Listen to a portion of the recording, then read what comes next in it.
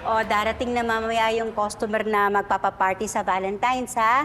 Unang-unang exclusive event natin to, kaya kailangan maayos lahat. Ibig sabihin, umayos kayong lahat. Oo naman. Ito kasi, lagong... Hindi. Kaya nila. Hello! Hi, Tita! Hi, everyone! Ito nga pala si Maki. Hello, Maki. Nice meeting you. Ito ang aking staff. Si Ning, si Patrick, ang manager, si Mar, ang head cook namin, at ang waiters namin. Hello. Hi, Sir Max. Upo muna tayo. Okay, sige. Yun. Okay. Tita, alam mo ba? Boss na to. Wow, IT supervisor na yun, kaya nakaluwag-luwag na siya. So kaya ngayon, meron na siyang pang-propose. Kaya, nandito na. Kinakabahan nga ako eh. Paano pag di pumayag si Rose? Paano hindi ba payag? Yung 5 taon na kayo, it's a sure yes. Tsaka, sobrang gagandahan natin ang event ng proposal dito. To the point na hindi na siya makakanong sa'yo at all. Nga po pala, birthday po ni Rose sa Valentine's. Kaya a birthday party po yung alam niyang inaayos ko ngayon.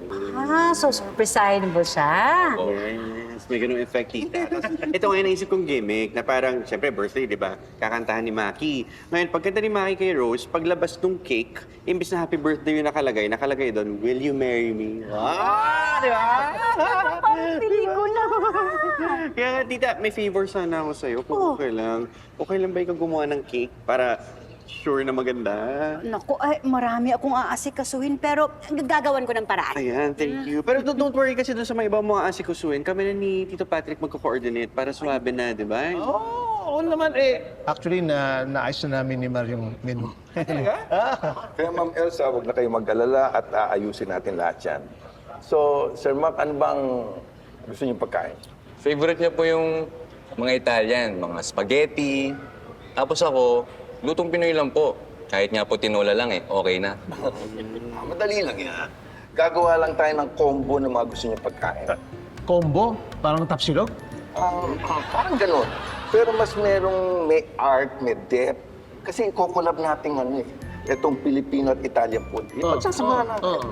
Katulad ng spaghetti, gagawin natin yung spaghetti nola. Okay lang ba? Elsa, may inquiry. Event para sa Valentine's Day. Naku, pwede pa ba? Sinabi mo may event tayo? Yung nakausap ko, sabi niya okay lang maski pagkatapos. Elsa, sayang din yun. Basta kakayanin nyo, ha? Oo, kaya yun. Teka, sandali. Okay na yung taste test natin. Mar! Sandali lang nga yung taste test natin. Eto na. Yes? Taste test na tayo? Yes, indeed. Pasok! Well, yung unang yan ay siya ang pasta caldereta.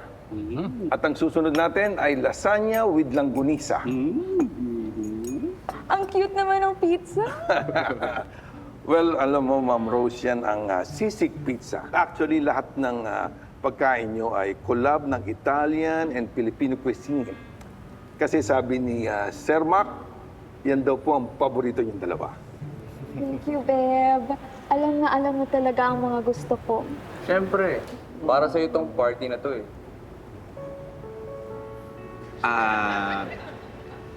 Bago kami lang gamin, nakasweetan nyo, no? Mamaya pa yung dessert. Yung gusto ko lang yung program, kung okay na ba sa'yo? Yung program, yun nga, naisip ko, baka mas maganda kung may pag-gimmick. Baka pwede tayong magpa-games, tsaka magpa-singing contest para sa mga bisita natin. Tapos, may prizes. Ha? Ayaw mo ba? Pangit ba yung naiisip ko? Hindi. Maganda nga yung naisip mo eh. Oo, ganda. Alam nyo, madalas kaming magpa-singing contest dito. Oo. Wait, tama-tama. Makakanta ko yung paborito kong kanta. Yung kinanta ng sikat na singer, yung magaling sumayaw. Singer magaling. Dancing? Hindi, lalaki. Michael Jackson? Hindi, buhay pa yun. Filipino na singer. Kapangalan ni Mar. Martin Rivera? Hindi. Yung kumanta ng tapa-tapa. Dapat, Anong tapa-tapa? Yung Alam ko yan. Yung ganun. Bruno Mars. akala ko Bruno Mar. Alam ko yun. Alam ko yan. Ayan. Base.